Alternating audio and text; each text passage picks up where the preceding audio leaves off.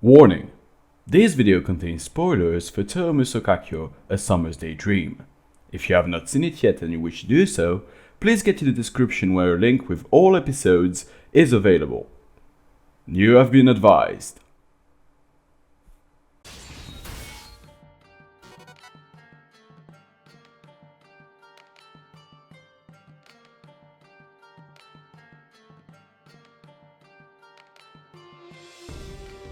If you have been in any Touhou community or any Touhou related video, you may have come across a simple yet impactful comment that is able to get most of the community members on their nerves.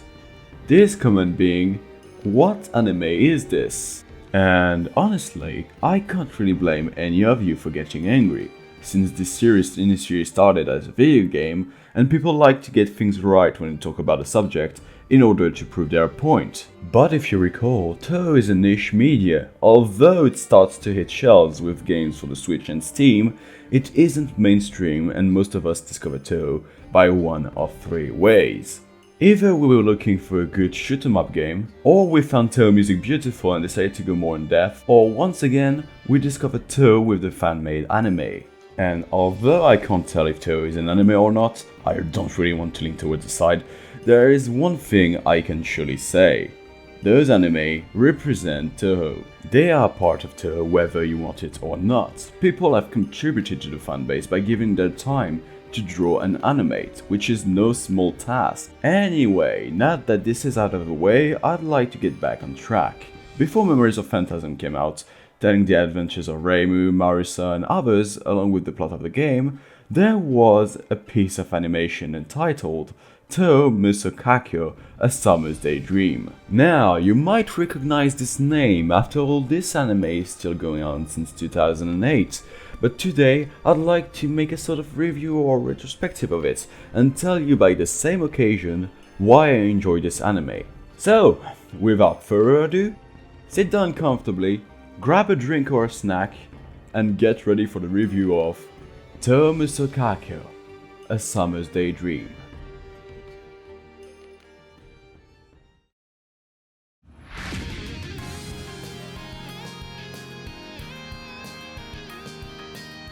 Let's start by talking about what is the most important thing in an anime, and well, that's right in the word, animation. And if we need to be honest here, well, let's say that this isn't the thing that it excels at. Now, this is often what Musou Kakyou is criticized for, and honestly I can see why. The animation in the first episode isn't of top-notch quality.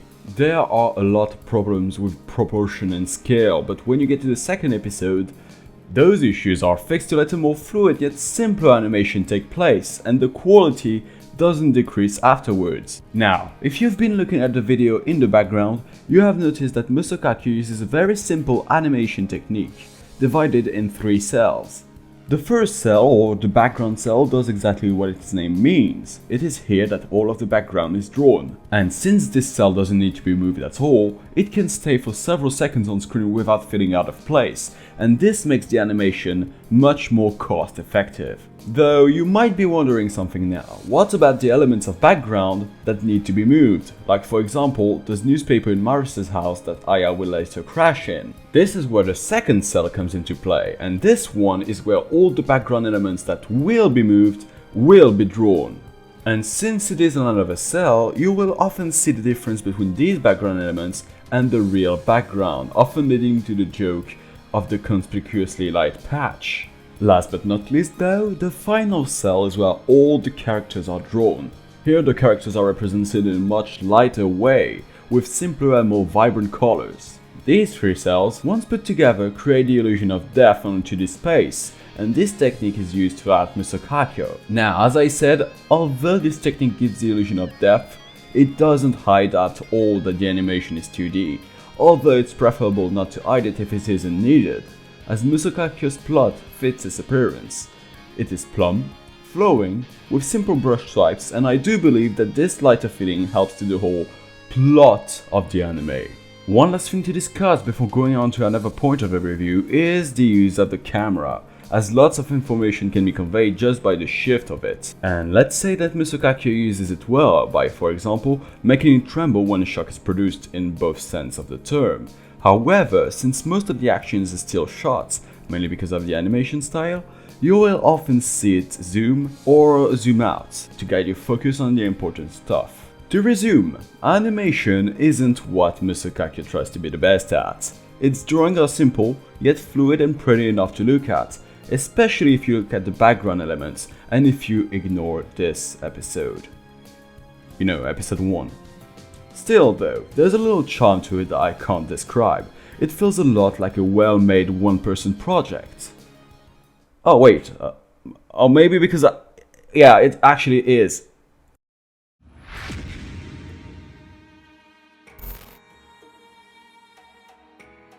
If there's another component that is crucial to an anime, it is the ambience it conveys along with its drawings.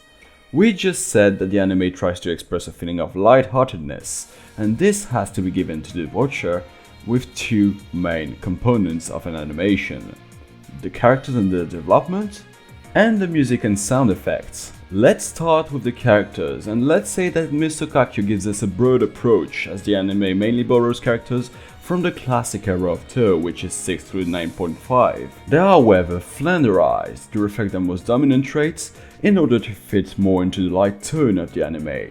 If we want to demonstrate this, we can take a simple example. Aya. In Touhou games, Aya is mostly three things. She's fast, she's a friend of some humans like Remu and Marisa, and she's holding a newspaper, the Bunbun Maru, for which she is a reporter. This is why in Musou Kakyou, Aya is exaggerated to be this person who can't contain her energy, which is always trying to get an article out while bursting into people's houses without warning anyone about who stole the objects, because of course she's thinking too quickly to even tell Remu that Suike is playing something by stealing everything! God! It's understandable that some people got off the anime when they saw that characters are simplified. After all, what makes the characters interesting in Touhou is that they don't have a single facet, that they are complicated and have different motivations. Simplifying them, though, is no easy task either. Even if pointing out the most elementary traits of a character seemed unnecessary, it was something that needed to happen in order to support the tone of the anime. Since the plot is entirely self-made, although I do believe it borrows a bit from the material Missing Power, it didn't necessarily need adequate character personalities to go along with it, and if you can get past all the anime tropes that those characters inherit because of the change, it's possible to enjoy them as they are. Simply put, when you are watching, don't expect the characters to be what they are in the games. They still have their main personality, but that's where the comparison stops. It depends on your view of anime as a whole. If you like those that are closer to slice of life, then you won't have any trouble getting into the characters. However, when it comes to the music and sound effect department, there's no denying that it is greatly done. Whether it is the beautiful openings like Orokobi no Deja Vu, or simple background music that fits the mood when it needs to. On top of that, and yes, I do believe that's a good point, all of the music is original, none of them borrows from a specific Touhou theme in particular. It gives more freedom when composing the music, and some of them even give me nostalgia from time to time. All of the pieces fits the occasion, however. A calm yet tense music for when the culprit steals the donation box, to a slow and troubling one when Yuko reveals things to Marisa. It's those little details that count, and the sound effects that go along with these are not to be undone, as most of them are also used as hints throughout the show, with little steam sounds representing Suika, or just the sound of sugar cubes dropping into the tea being used as an audio marker. The audio distorts itself when needed, and the whole package feels very organic, almost as if you were next to the characters themselves.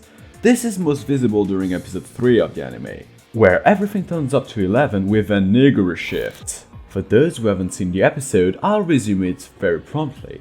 Episode 3 recaps the events of the 2.5 first episode from a different viewpoint, Alice's and Patchoul's one.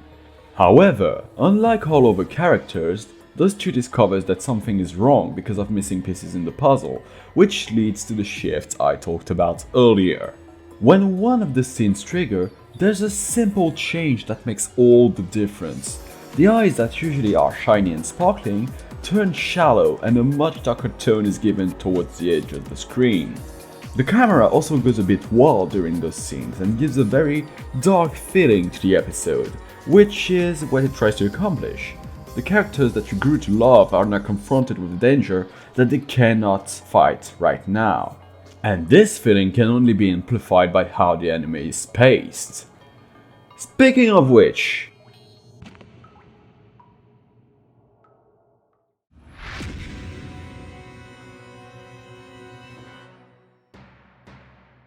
if there's something to say about the pacing of Musou Kakyou, it's that it is as strange as its story.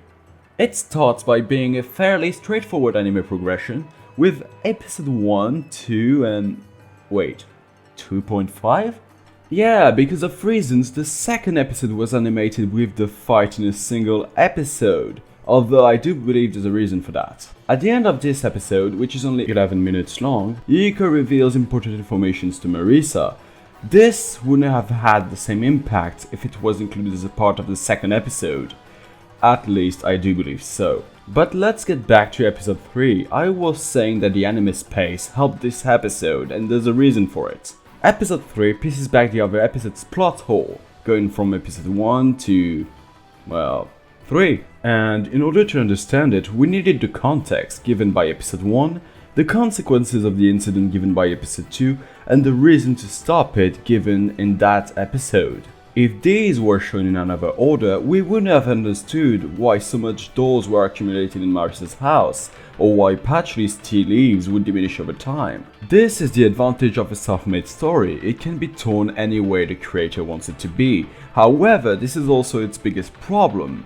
It can lead, for example, to the infamous watermelon scene, spanning almost 2 whole episodes to set up an ambience, which in turn will be beneficial, but that will prove meaningless on the moment, since in the end, Yuko retrieves the watermelon. Though it is a very cute scene, I'll admit that. Resuming this very quickly, this means that the anime is easy to piece together, but hard to follow at the beginning, although I'll admit, it depends on the person watching. Last thing that I can say turns off people from this anime more often than not, isn't even a problem linked to something inside it, but rather its production. As I said, this is a one-person project with Tokine, member of the doujin music circle MAIKAZE, which own and publish this anime. That means that it doesn't come out as often as it should, and when I mean not often, I mean that it started in 2008 and it's still going on. So, anyway, let's conclude on what we said about Musou Kakyou. It is in no way perfect. The drawings might turn off some people due to their simplicity, and some people might be repelled by the way the anime tries to wrap itself up. But if I had to say, Musou Kakyou is a bit like a peach picked up from a tree during a summer day. A bit tart on contact, not exactly perfect on the outside, but biting it reveals a sweet aroma within your mouth. And even if too much sugar can sometimes be harmful to you, this anime just gives enough so that you want more of it. They said during episode 3 that the next episode might be the last. And if it is the case, if the 4th peach from that tree can give me an even sweeter taste inside my mouth, then I will be happy to wait.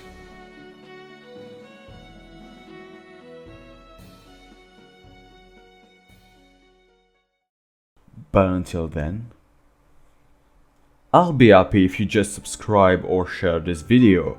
Really, it would help me tremendously. I just wanted to say that I'm sorry. This video shouldn't have taken as long as it did. I've been busy with life and I still am. The source material didn't help either. Don't worry though, I'll keep working on new videos. I just wanted to apologize for the wait.